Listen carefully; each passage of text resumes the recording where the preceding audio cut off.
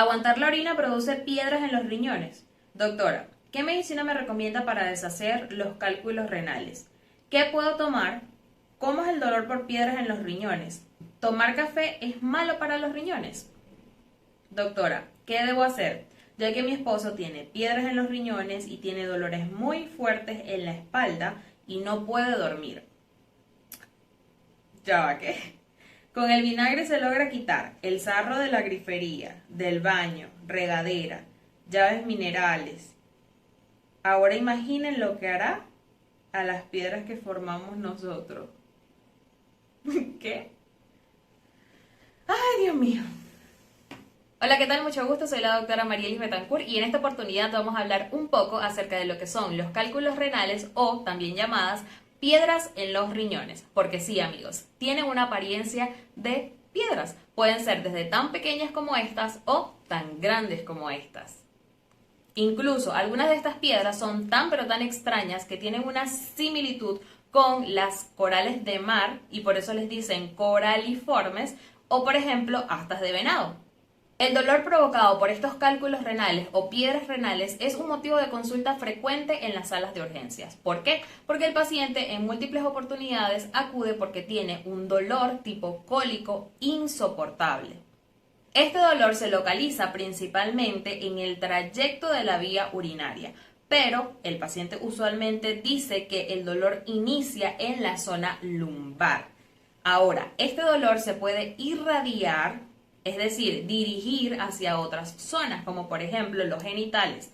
Incluso en algunos casos los pacientes dicen que tienen náuseas, vómitos, disuria, que es como esta especie de ardor al orinar. También el paciente puede quejarse que está orinando con una mayor frecuencia, pero la misma cantidad de orina o incluso una cantidad menor. En otros casos el paciente puede llegar a tener hematuria, que es la presencia de sangre en la orina. Es decir, el paciente puede visualizar directamente la sangre en la orina, es decir, la orina se va a tornar de un color rojizo, marrón, pero también hay casos en donde el paciente realmente no va a visualizar la sangre, sino que solamente a través de un examen de orina pueden determinar la presencia de glóbulos rojos en la orina o no.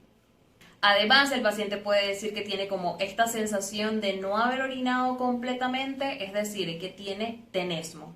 Pero, ¿cómo se forman estas piedras en los riñones o cómo llegan estas piedras a los riñones? Principalmente ocurre porque hay un aumento en la concentración urinaria y los cristales, que pueden ser, por ejemplo, de oxalato de calcio, se van uniendo uno a uno a uno y es lo que va formando como tal la piedra o el cálculo. Por ejemplo, imaginen estos dos vasos.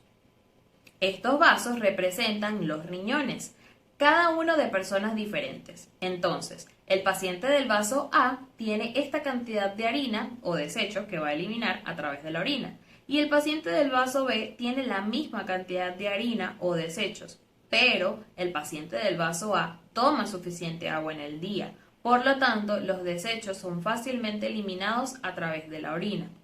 Sin embargo, el paciente del vaso B no le gusta mucho el agua y por eso al existir una mayor concentración de sustancias se unen varios cristales y se forma la piedra.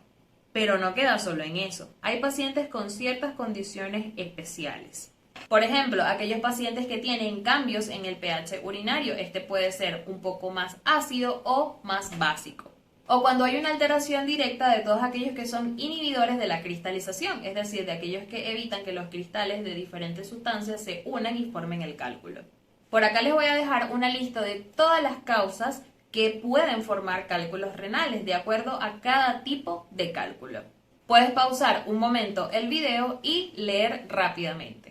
Si notan, dentro de las primeras causas de los cálculos renales están los cálculos que están formados por oxalato de calcio y es un 70% de los casos. Es decir, que si tu médico te dice, mira, tienes cálculos en los riñones, lo más probable es que estos cálculos sean de oxalato de calcio.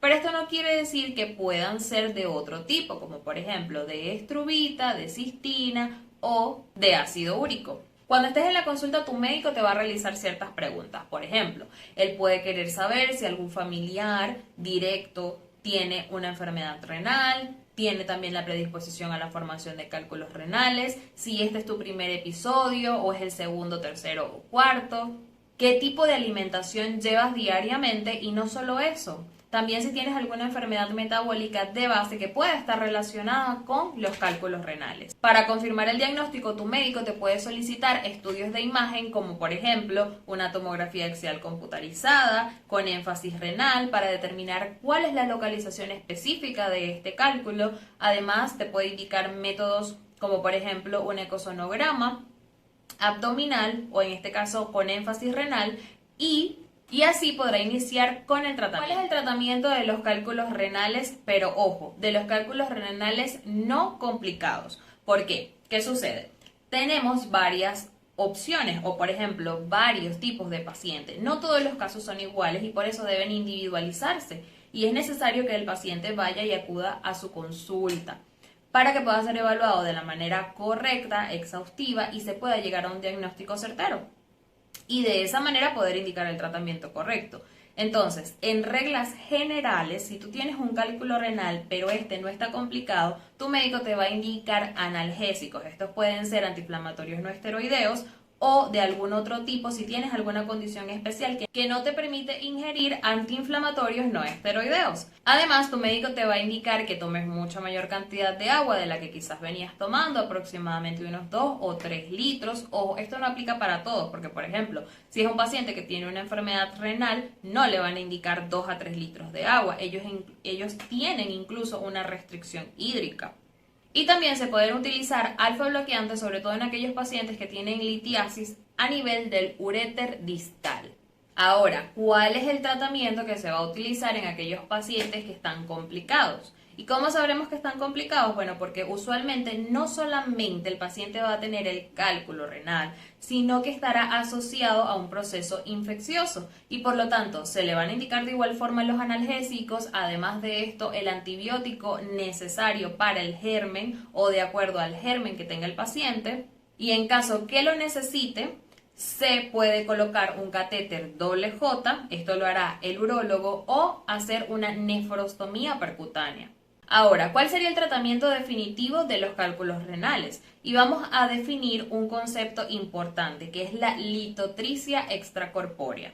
La litotricia extracorpórea con ondas de choque tiene por finalidad la fragmentación de la litiasis mediante el uso de un generador electrohidráulico de ondas de choque para su posterior expulsión.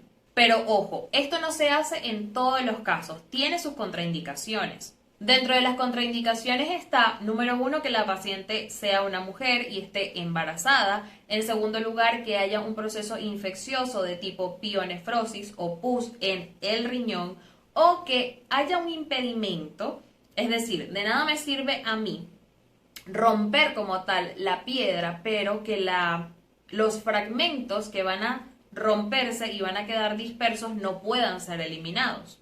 Y en último lugar, que el paciente tenga algún trastorno de la coagulación que no pueda ser corregible.